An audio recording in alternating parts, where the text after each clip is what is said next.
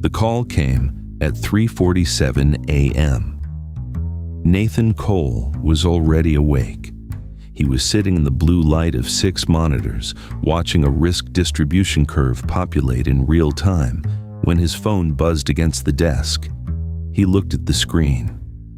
Walsh. He let it ring twice before answering because he needed those 2 seconds to decide what kind of conversation this was going to be. Case 31, she said without greeting. Local law enforcement moved tonight. They found materials. Nathan looked at the curve on his monitor. One number sat at the far right end. Case 31. Score 0.81. 6 weeks ago it had been 0.76. What kind of materials? Firearms, printed documents, forum content we have in the database. He stared at the number. Nathan, the model worked. He didn't answer. Are you there? I'm here, he said. Send me the full log, everything from the first intervention forward. A pause. It's 3 a.m. I know what time it is. She sent it. Nathan sat in the dark office and opened the file and started reading. Not the summary, the raw log, week by week, entry by entry, from the moment Case 31 had first crossed the threshold. By the time he reached week 6, the coffee in his mug was cold, and something was sitting in his chest that he didn't have a name for yet. He closed the file. He opened it again. He read it one more time. Then he sat very still and thought about the difference between a model that predicts radicalization and a model that causes it. He didn't sleep that night. 4 months earlier, in the spring of 2014, the NSA had offered Nathan a position in the newly formed Predictive Analysis Unit. He was 31 years old, and he believed in data the way other people believed in things they couldn't prove. Not blindly, not without question, but with the deep structural faith that comes from watching numbers tell the truth when people lie. He had grown up in a house where his father said one thing and did another, and the bank statements told a third story. Numbers didn't have agendas. Numbers didn't protect themselves. Numbers just were. The problem they gave him was genuinely interesting. How do you find a threat before it manifests? Not after a bomb goes off, not after a manifesto gets posted. Before. When the threat is still a person going about their day, buying groceries, calling their mother, doing nothing that looks wrong from the outside. The data set made him dizzy the first time he saw it. 14 years of communications metadata, financial records, travel logs, social media activity, location data, search histories, purchase patterns, not content, just patterns, the shape of a life as seen through numbers. Human behavior, Nathan discovered, was more predictable than most humans wanted to believe. People had rhythms. They had network structures that revealed as much about who they were as anything they consciously chose to share. A person who called their family twice a week and then stopped. A person whose financial transactions shifted from local to anonymous. A person whose social network contracted faster than it grew. In isolation, these things meant nothing. In combination, weighted and scored against a baseline, they began to tell a story. He called the model ARIA, Automated Risk Identification Architecture. He spent 4 months building it, and another 2 testing it against historical data, known radicalization cases, people convicted of terrorism-related offenses. He worked backward from the outcome to see if the model could have predicted it from the input. 73%. He had been hoping for 60. He presented the results to Patricia Walsh on a Tuesday morning in November 2014. Walsh had been in intelligence for 19 years and had the particular stillness that comes from spending 2 decades in rooms where the wrong word could cost someone their career. She read his report without expression. Then she read it again. 73% against historical data. Real-world performance would likely be 60 to 65. And the false positive rate? Approximately 27% of flags were individuals who showed elevated risk indicators but never engaged in any extremist activity. 1 in 4. Yes, she set the report down. What happens to the flagged individuals, the 27%? That's a policy question, not a technical one. The model flags. What the agency does with the flag is separate from what I built. Walsh looked at him for a long moment, long enough that Nathan understood somewhere underneath his certainty that he had just said something he would think about again later. She nodded. I want a pilot. The pilot launched in January 2015. 47 individuals across 9 cities, passive monitoring initially, enhanced surveillance, physical observation twice a week, digital activity logged in real time. Nathan received summaries, not names, never names. Each person was a case number, a set of variables, a point on a curve. That was important to him. He needed to think about the model, not the people, or he would lose the ability to evaluate it objectively. Case 14, 26, community college student Dearborn, score 0.74. Case 31, 34, warehouse worker Minneapolis, score 0.76. Case 7, 42, librarian Portland, score 0.78. Case 19, 38, electrical engineer somewhere on the West Coast, score 0.69. He noticed case 19 in his second week and almost moved on. The indicators were present, but thin.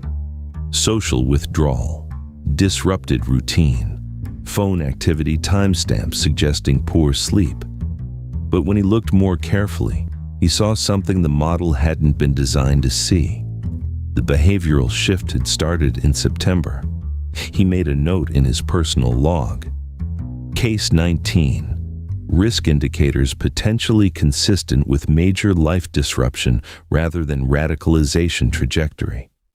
Investigate alternative explanations before escalation. Then he closed the file. He didn't know yet that he should have looked harder. In month 3, the first intervention happened.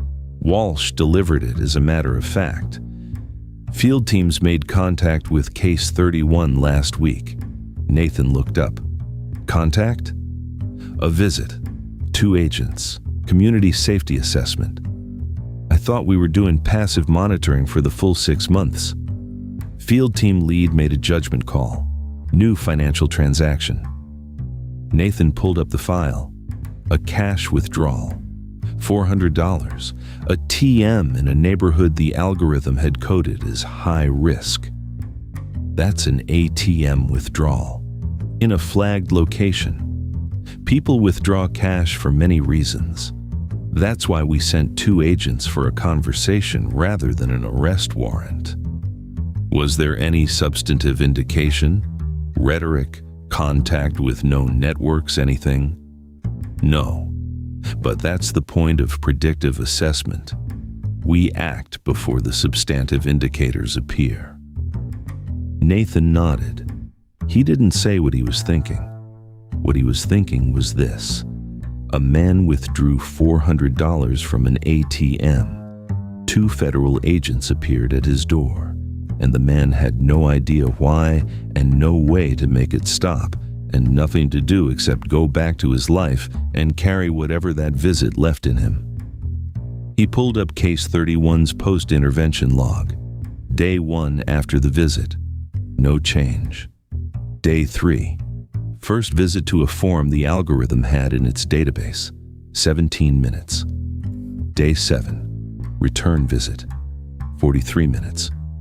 Day 14, behavioral drift alert generated. Nathan stared at the timeline. The man had withdrawn cash. Agents had visited him. The man had gone looking for answers online. The model had read the search as radicalization. He wrote one line in his personal log.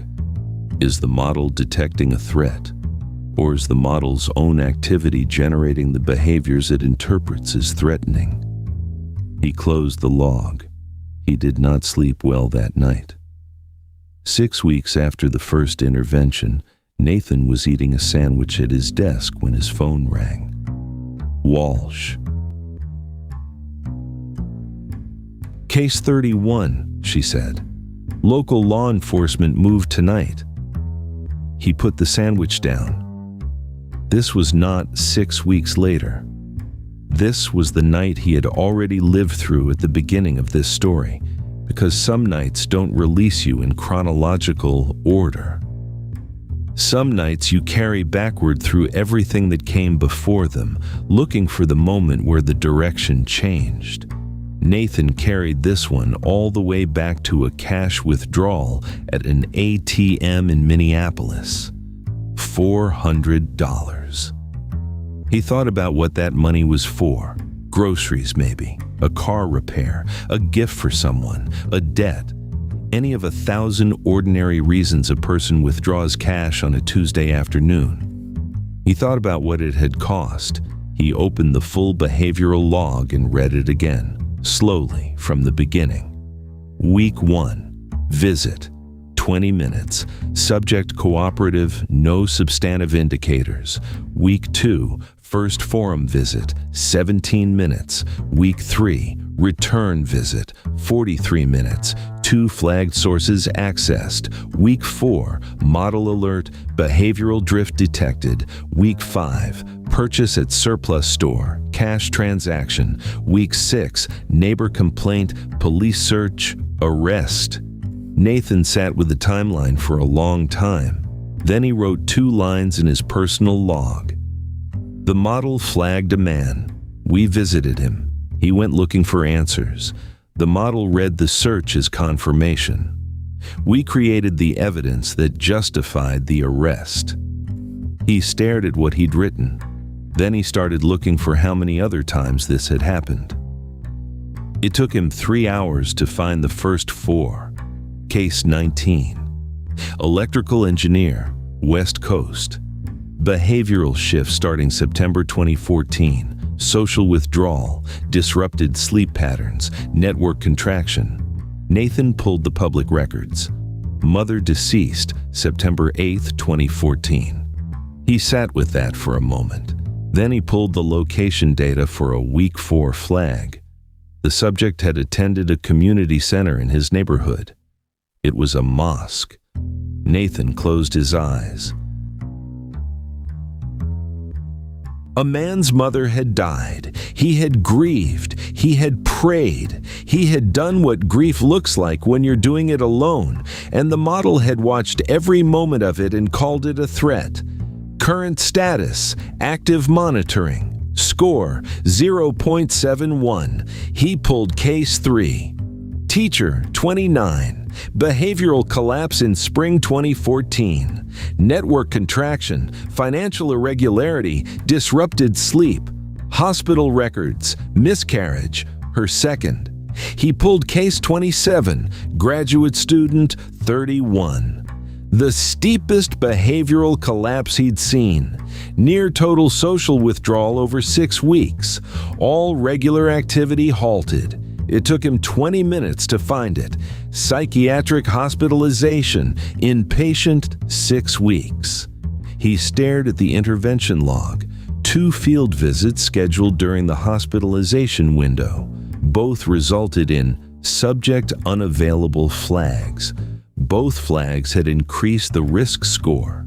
The model had watched a man disappear into a hospital ward and decided his silence meant he was planning something in private. Nathan pushed back from his desk and stood up and walked to the window. Outside, it was raining. The parking lot was empty. A streetlight made a yellow circle on the wet asphalt. He thought about Case 19, who had lost his mother and had no idea that a system he'd never heard of had watched him grieve and scored his grief and flagged his prayers. He thought about Case 27, who had come out of a hospital ward and stepped back into a world where the system was waiting with a score of 0.79 and no memory of where he had been. He thought about Case 31, whose search for answers had been read as radicalization. He thought about the one question he couldn't answer. Which came first? He went back to his desk and started writing the most careful memo of his life. He gave it to Walsh on a Monday morning. She read it in 6 minutes, set it down, looked at him with the expression of someone who has just been told something they had been hoping not to have confirmed. You're describing a feedback loop. Yes. In which our own interventions generate the behavioral indicators that justify further intervention. That's what the data shows. She would quiet. Nathan, if you had not run this analysis, if you'd simply received the weekly reports and seen the risk scores rise after each intervention, what would you have concluded? Nathan opened his mouth, closed it. He understood what she was asking. He would have concluded that the model was working. I would have written it up as validation, he said quietly. Walsh nodded. That's what the quarterly report says. It was drafted Friday. The program is recommended for expansion to 12 additional cities and 240 subjects. Patricia, the rising scores aren't validation, they're contamination. The model is succeeding because we're breaking people and the model can't tell the difference. I know what the data shows. Then we have to stop it. She looked at him, not unkindly. Nathan, do you know what happens if I take this memo upstairs? They review the findings. No, they review you. They review me. The findings will be assessed by the people who authorized the expansion. They'll conclude that the analysts' concerns reflect a misunderstanding of operational realities, and the program will continue. Without you, without me, with someone who doesn't have your concerns and doesn't write memos. So what do? She looked at him for a long time. Give me a week. She put the memo in her desk drawer. Nathan walked back to his office and sat down and pulled up the ARIA dashboard. Case 7 had moved. Score 0.86, up from 0.84. He clicked into the log. Subject visited local bookstore, purchased 2 titles categorized as politically sensitive, cross-referenced with network of interest. A librarian had bought books, and the system had noticed, and the system had decided this meant something. Nathan looked at the timestamp. Saturday afternoon. Which meant, in all likelihood, she had spent a Saturday afternoon browsing in a bookstore. Maybe she had gotten coffee somewhere nearby. Maybe it had been, on some level, a decent afternoon, and the system had been there too. Watching, scoring, deciding. He opened his personal log and wrote one line. The system has no memory of what it has done, only of what it has seen. He stared at it. Then he wrote one more. Neither, I think, do we. Sarah Kane had not known that books could be dangerous. She stood in the bookstore on a Saturday afternoon holding 2 paperbacks, one about the history of surveillance in America, one a collection of essays on civil liberties, and she felt for the first time in months like herself. The divorce had been final in October, She had spent November and December trying to explain to people why she was fine when she wasn't, and somewhere around January she had stopped explaining and started withdrawing, which was easier and lonelier in equal measure. She had stopped going to the dinners, stopped answering the calls she didn't feel like answering, started attending meetings of a civil liberties organization because she had developed, in the past year, a crawling sense of being watched that she couldn't shake and couldn't explain, and at least in those meetings other people seemed to feel it too. The cashier, young, nose ring, tired eyes, scanned the 2 books without looking up. "Good choices," he said. "I just want to understand how things work," she said. He glanced at her then, something in his expression she couldn't read. She walked out into the afternoon sunlight. It was a clear day, cold but bright, and she stood on the sidewalk for a moment and thought about getting coffee. She decided she would. She walked 2 blocks to a cafe she liked and ordered something warm and sat by the window and read for an hour. It was, in a quiet way, a good afternoon. She did not know that 3 hours later, an algorithm in Fort Meade had logged her purchase, cross-referenced the titles against a database of politically sensitive materials, and updated her risk score from 0.84 to 0.86. She did not know that the score had a name attached to it. She did not know the name was hers.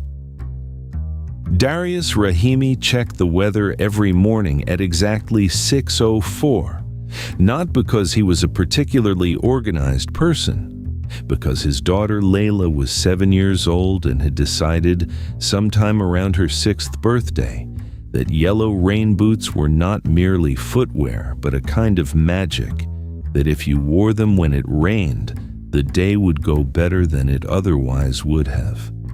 She had data to support this claim, she said. She had been keeping track.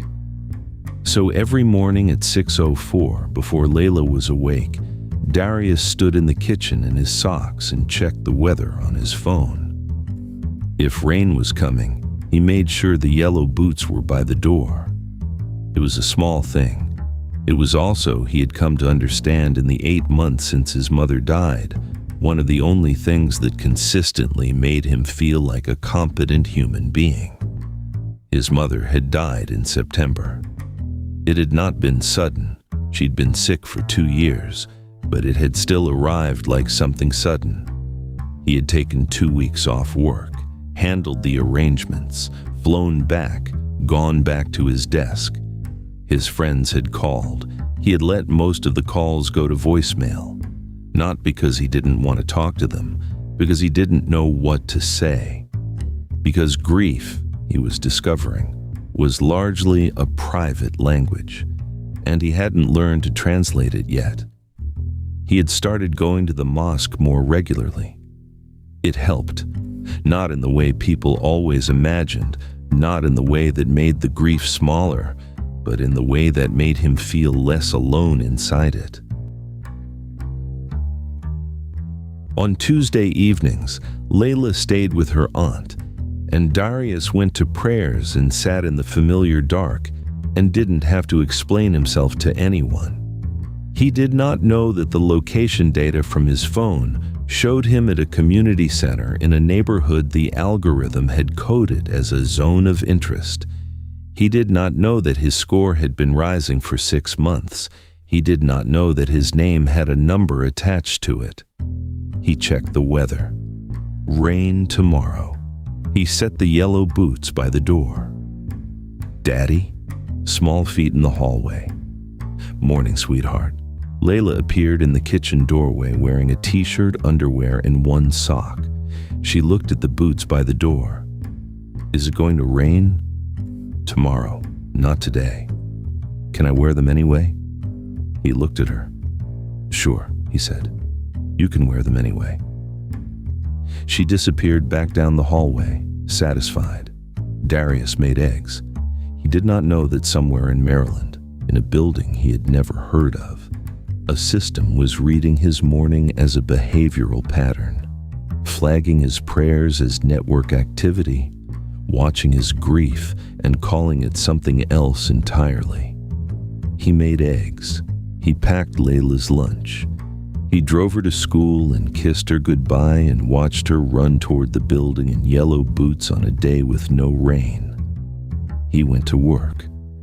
He was, as far as he knew, just a man going about his life. 3 weeks after Nathan gave Walsh the memo, Case 22 died. Nathan was sitting in a diner 3 miles from Fort Meade when his phone rang. He had driven there after the morning briefing because the office had started to feel like the inside of a machine, and he needed to be somewhere that smelled like coffee and bacon grease and ordinary human business. He answered on the second ring. Case 22, Walsh said. Her voice was different, tight, the voice of someone delivering something they don't want to deliver. He's dead. Nathan set down his fork. What? Apparent suicide last night. Building superintendent found him this morning. The diner noise continued around him. Someone laughed at the counter. A plate clattered in the kitchen. The world going on with its ordinary business. How? Nathan asked. Pills in his apartment? Nathan closed his eyes. He had never met Case 22, never seen his face, never known his name. He was 34 years old, a restaurant worker in Chicago, and 6 weeks ago he had been asked to step outside his workplace by 2 federal agents who gave him no explanation and left him standing on the sidewalk with questions he had no way to answer. He had not gone back to work the next day. Nathan knew the rest of the timeline by heart. He had read it so many times he could have recited it. Day 4, terminated. Day 6, 2 payday loan applications, 1 approved, $350 at 36% APR. Day 9, location data showing him home for 19 consecutive hours. Day 12, first visit to a discount liquor store. Day 41, dead. And in the area log, at the time of his death, his risk score had been 0.83, higher than when they'd found him, higher than before the visit. The model had watched his life collapse and scored the collapse as confirmation. Nathan, I'm here. The assessment team is going to log this as an unrelated event, personal crisis, financial stress, pre-existing behavioral indicators consistent with mental health concerns. He wasn't flagged for mental health concerns. Nathan's voice came out very flat. He was flagged because he withdrew $400 from an ATM. I know. We went to his workplace, in front of his manager. He lost his job 4 days later. We watched him borrow money at criminal interest rates. We watched him stop leaving his apartment. We watched him start drinking.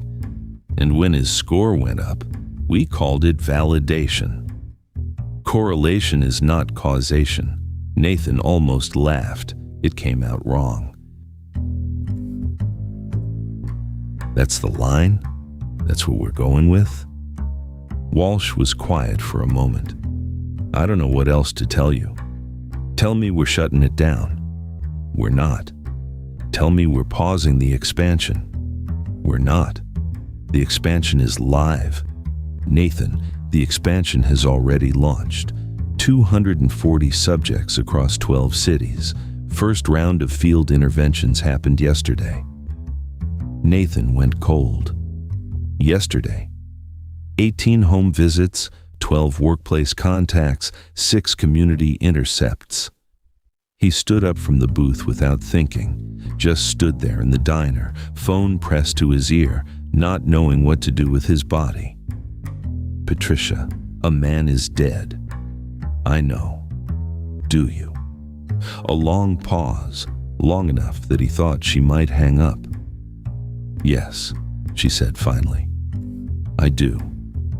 And I also know that if you walk away, someone else sits in your chair, someone who doesn't check the logs, someone who doesn't find case 19, someone who doesn't write memos. And the program still runs. It just runs without you." Nathan looked at the window. A family was getting out of a car in the parking lot. 2 kids. The younger one was wearing yellow boots. It hadn't rained today. She was wearing them anyway. He thought about Darius Rahimi.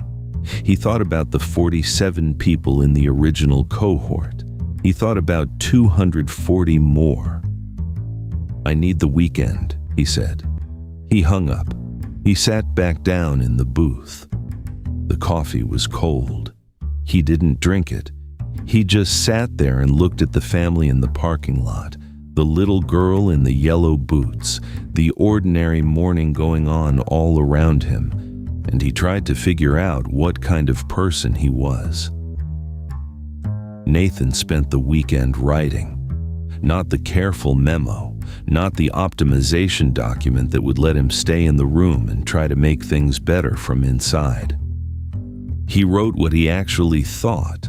He wrote about the feedback loop.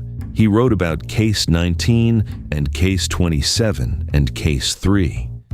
He wrote about the difference between detection and creation. He wrote about the fact that the model had no variable for grief or illness or financial crisis, no framework for any of the 1,000 ordinary catastrophes that leave marks in behavioral data identical to radicalization. He wrote about case 22. He wrote about the fact that the rising risk scores were being interpreted as validation when they were contamination. He wrote about the variable no one had measured, the effect of the system on the people inside it. When he finished, it was 23 pages. He titled it, "The Variable No One Measured." He sat with his finger over the send button for a long time. He thought about Darius Rahimi checking the weather at 6:04. He thought about Sarah Kane buying books on a Saturday afternoon that had felt, quietly, like a good day. He thought about case 22, whose name he still didn't know, who was dead, who would be logged in the system as resolved. He thought about 240 people going about their evenings right now with no idea their purchase histories and prayer schedules and grief patterns were being weighted and scored and called something they weren't. He pressed send. The response came at 6:14 a.m. Monday, not from Walsh, from HR mandatory administrative leave pending internal review. Security access suspended effective immediately. Nathan opened the ARIA dashboard. Access denied. He tried his email. Access denied.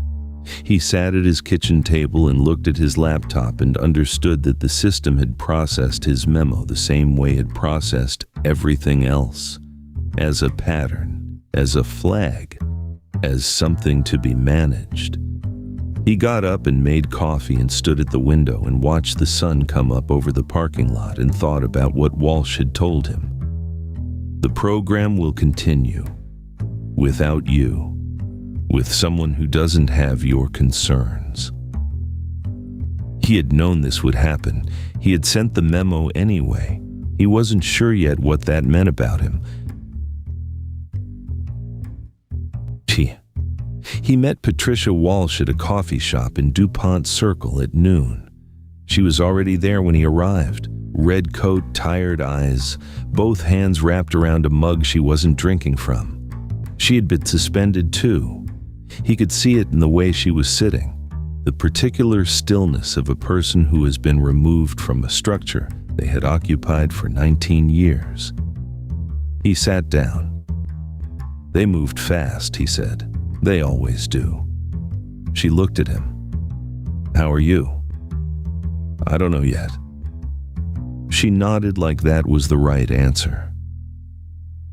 The quarterly report went to oversight this morning, she said. The expansion is on track. The arrest of Case 31 is being cited as primary validation. The death of Case 22 is logged as an unrelated personal crisis. She paused. Case 19 had a field visit last week. His score crossed the new threshold. They lowered it after you left. Nathan felt something drop in his chest. What happened? 2 agents at his workplace, 15-minute conversation, standard community safety language. The subject was confused, anxious. She wrapped her hands tighter around the mug. In the 2 weeks after the visit, his online activity changed. New forum visits, searches for civil liberties organizations, content the model coded as politically sensitive. He was trying to figure out why they visited him. The model logged it as ideological escalation. His score updated to 0.79. Nathan sat with that. A man had lost his mother. He had grieved. He had prayed. He had been visited by federal agents at his workplace with no explanation. He had gone looking for answers, and the model had watched him look and called the looking radicalization. Patricia, we made him. We don't know. We have the timeline. We have the data. We know exactly when his behavior changed. He leaned forward. The model can't distinguish between a man radicalizing and a man trying to understand why he's being watched, and it doesn't matter to the model which one it is. Because either way the score goes up. Either way it looks like confirmation. Walsh was quiet for a long time. I know, she said finally. So what do we do? She looked at him with the particular weariness of someone who has thought about this longer than he has. I don't know what you'd do, but I know what I should have done 6 months ago. She set down the mug. I should have stopped it when you first brought me the memo. I had enough standing then. I made a calculation. I thought I could manage it from inside. She shook her head. I was wrong. Nathan looked out the window at the street. Ordinary Tuesday afternoon. People going places. Is there anything left to do? Walsh looked at him for a moment. Then she reached into her coat pocket and set a phone on the table between them. Not her regular phone. A burner. There's a woman named Mara Ellison. She was an oversight until 6 months ago. She reached out to me this morning. Walsh slid the phone across the table. She says she has limited access to the administrative backend, not the program, just the case files. She can pull one subject, flag it as a database error, close the file. The subject gets removed from monitoring and never knows they were in. Nathan stared at the phone. One person. One. After that, the access closes permanently. Why is she doing this? She said she started counting. The incident reports that don't make the quarterly summaries, the job losses, the relationships that ended, the suicides logged as unrelated. She said when she hit 30, she stopped believing in what she was doing. Nathan picked up the phone. He thought about 47 people. 240 more. 1. He thought about Sarah Kane, who had lost her job and didn't know why. He thought about Case 27, who had come out of a hospital ward into a world that had scored his absence as evasion. He thought about Case 3, who had lost 2 pregnancies and had a federal file that called her grief a threat. He thought about Darius Rahimi, who checked the weather at 6:04, who was still inside the system, whose score was rising, who had a 7-year-old daughter who had opinions about rain and boots and magic, who was the only one still early enough to pull back from. He looked at Walsh. Case 19, he said. Darius Rahimi. Walsh nodded slowly. He dialed the number on the burner phone. It rang twice. "You've decided," the woman said. No greeting. Case 19, Darius Rahimi. Nathan read the case number from his notes. He heard typing. "Done," she said. "Database error flag is processing. He'll be out of the system by tomorrow morning." "What happens to him?" "Nothing. That's the point. The monitoring stops. The flags stop. He wakes up tomorrow and checks the weather and takes his daughter to school and has no idea any of this ever existed." Nathan exhaled slowly. "And the others?" "They stay in. I'm sorry." He almost said something. Then he didn't. "Was it worth it?" he asked. She was quiet for a moment. "Ask his daughter in 20 years. The line went dead. Nathan set the phone on the table. Walsh was watching him. "One person," he said. "Yes." "And the system continues?" "Yes." He looked at the table, at the phone, at the ordinary street outside the window. "I need to know it meant something," he said. "The memo, the audit, any of it." Walsh looked at him for a long time. "It's on the record," she said. "That's not nothing. Somewhere in a filing system, there's a 23-page document that says what this program actually does. Maybe someone reads it in 5 years when something goes catastrophically wrong and they're trying to understand how. Maybe it's the thing that lets them fix it. Maybe. Maybe is all I have, Nathan. I'm sorry." He nodded. He sat there for another minute. Then he picked up his coat. "I'm going to keep writing," he said. "Not for them, for the record." Walsh looked at him. "Good," she said quietly. Keep writing. The next morning, Darius Rahimi woke at 5:47 a.m.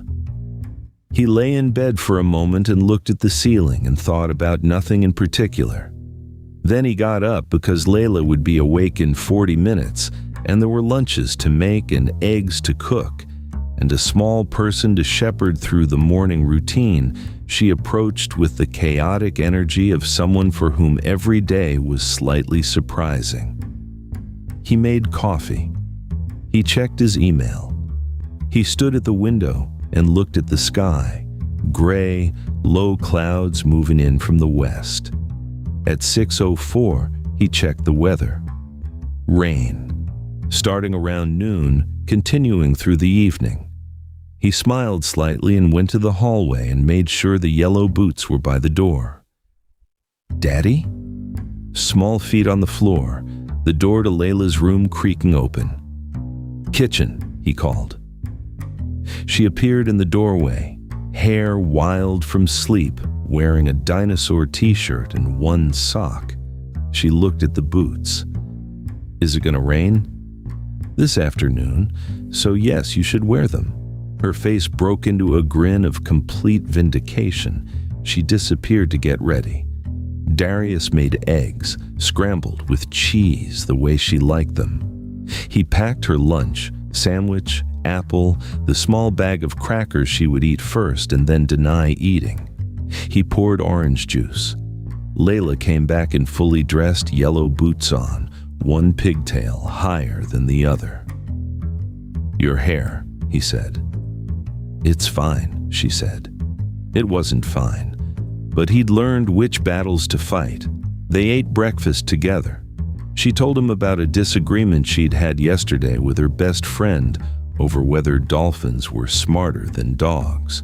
She had strong opinions.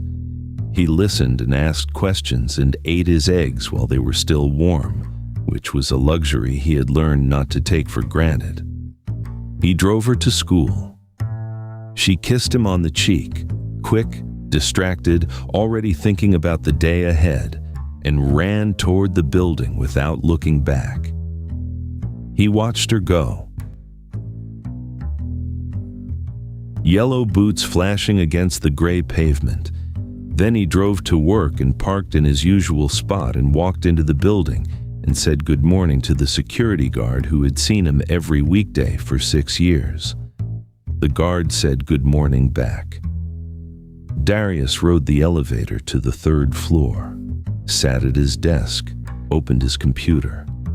He had a project deadline at the end of the week and a meeting at 10, and a client who had emailed 3 times in the past 2 days about something he was confident could be resolved in a 15-minute phone call.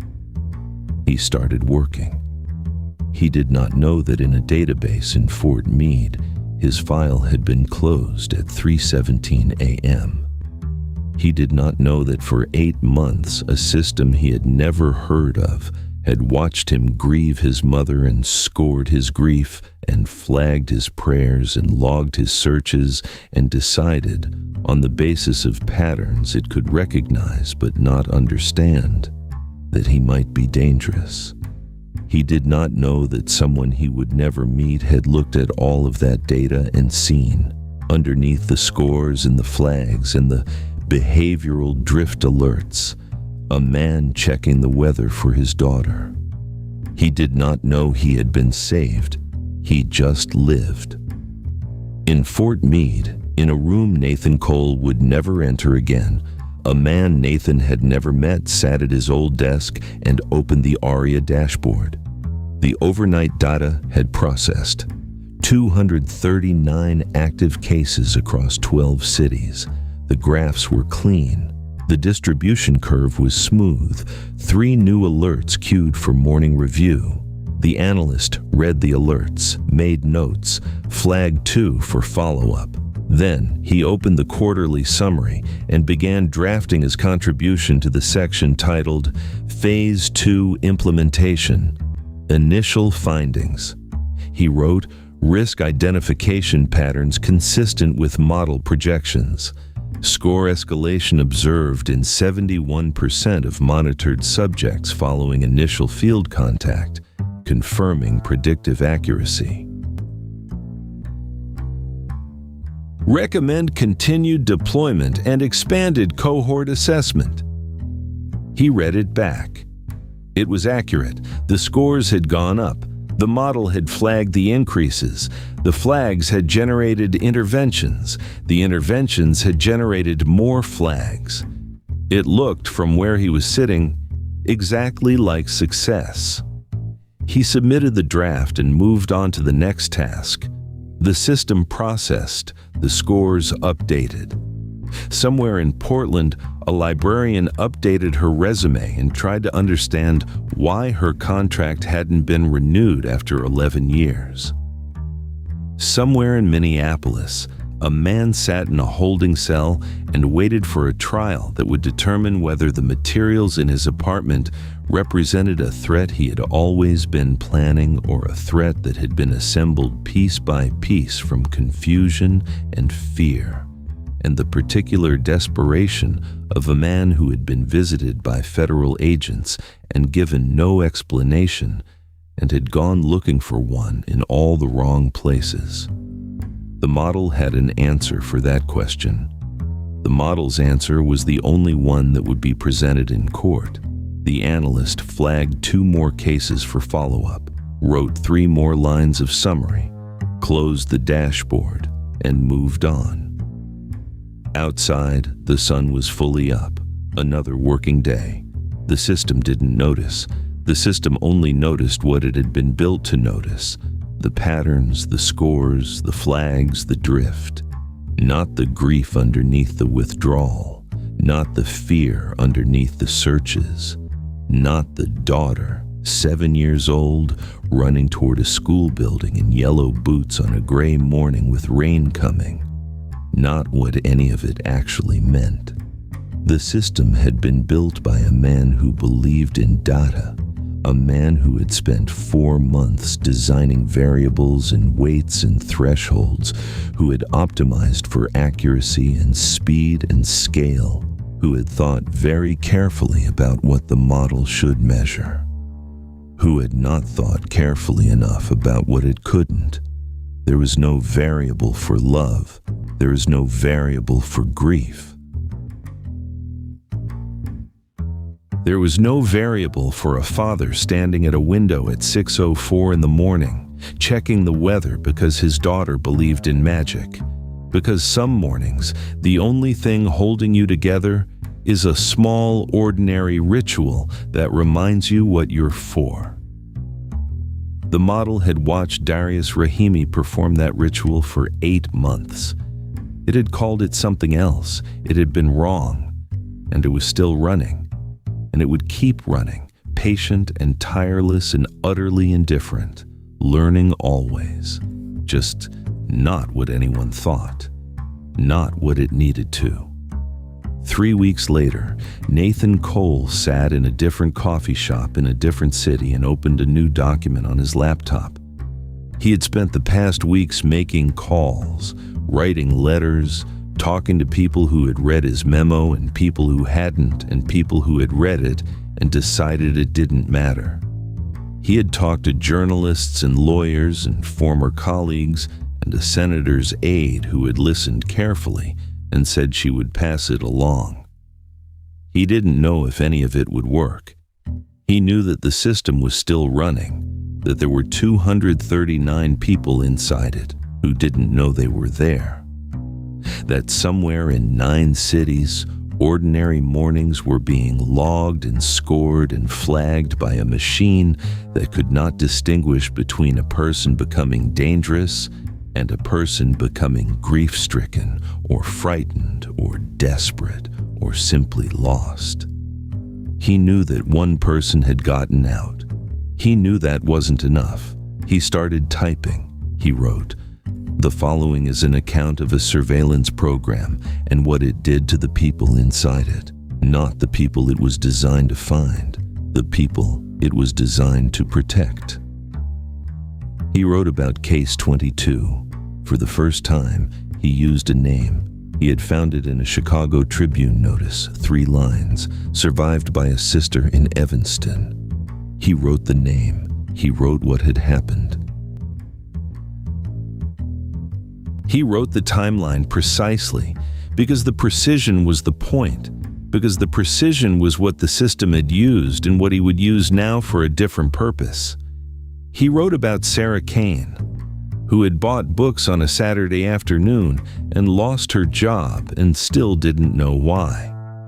He wrote about Darius Rahimi, who checked the weather at 6:04, who had a daughter who believed that yellow boots made bad days better, who was free now without knowing he had been caught. He wrote about what the model could see and what it couldn't. He wrote about the variable no one had measured. He wrote about what it means to build a system that watches human beings without being able to understand them, that can log every data point of a life without grasping what the life is for. He wrote for 3 hours. When he stopped, he sat back and looked out the window at the street. Somewhere in Fort Meade, the dashboard was updating. Somewhere in 12 cities, 239 scores were moving. Somewhere, a man was checking the weather, a woman was buying books, someone was grieving or sick or afraid, or simply trying to figure out why their life had started to feel like it was happening behind glass. And the system was watching, and the system was learning. And what it was learning had no name in the language the system spoke. Nathan saved the document. He looked at the title for a moment. Then he opened his email and began writing the cover letter. "The Record," Walsh had said. "It's not nothing." He sent it. Then he closed the laptop and put on his coat and walked out into the city, where the morning was gray and ordinary and full of people going about their lives with no idea they were being measured. Some of them were. He couldn't save all of them. He could make sure someone, someday, understood what had happened to them. That would have to be enough. For now, it would have to be enough.